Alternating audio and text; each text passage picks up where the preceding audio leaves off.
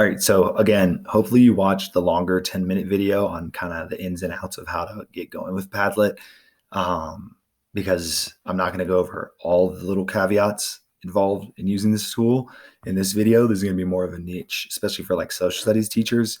But again, if you watch the first video, it's like 10 minutes. I kind of talk about how to do all the little setups. But anyways, when you log in, it always brings you to your dashboard here and you click make a Padlet.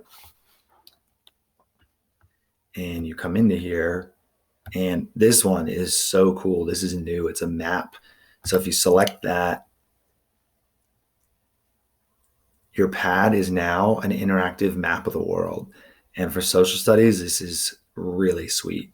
So, you put your title here. Again, I always put directions in the title and, in the description if I need to get more specific.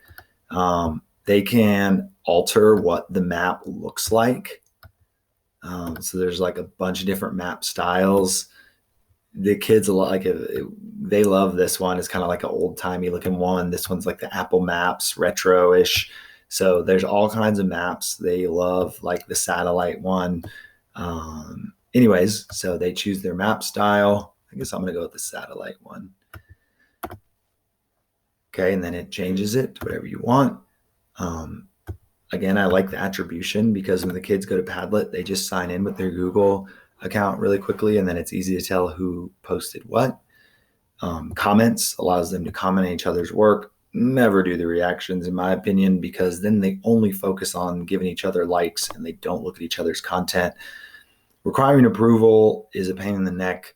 It does require you to be like constantly approving their work before it shows up, and it takes away some of the real-timeness of the tool.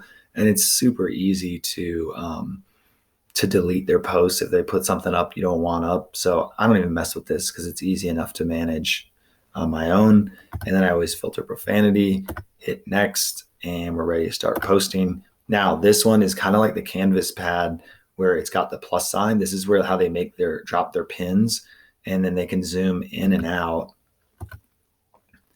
And they can see the whole world. They can keep going out.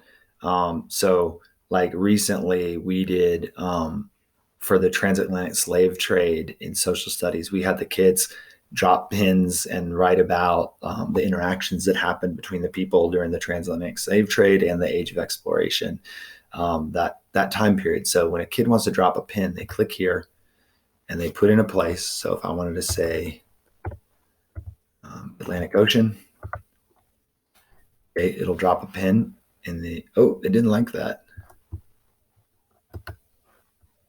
Did not like the imagery there. That's funny. All right, well, I'm going to delete this one. So anytime you want to delete a post, you just click on that and it asks you if you want to delete it. I'm going to go with good old Bayfield, Colorado. So dropped my pin in Bayfield. I can obviously zoom out if I want to. But here, the kids can upload photos, they can upload links, they can do all the things in a regular Padlet, like record themselves speaking with film. They can just record their audio. So whatever you want them to teach you or their classmates about this location, they can do same as any other pad. They can write down here, and you can give them a grade based on their entry. And then what's really cool is, like I said, they can collaborate. So they can just share this URL, or they can hit share and get a QR code and share it with their classmates, and they can all work on the same map and have pins in different areas teaching about different things about those different locations. So when you zoom out, it's kind of cool because you can see pins in all these different locations.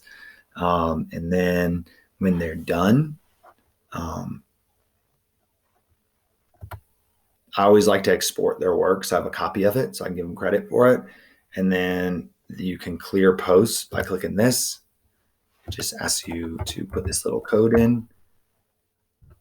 You can delete, but really cool way to get them to practice those map skills, enter specific information about different places, and collaborate with their classmates all on the same pad that they can create. You don't even have to create this form. They can create it and share it with you using this URL right here.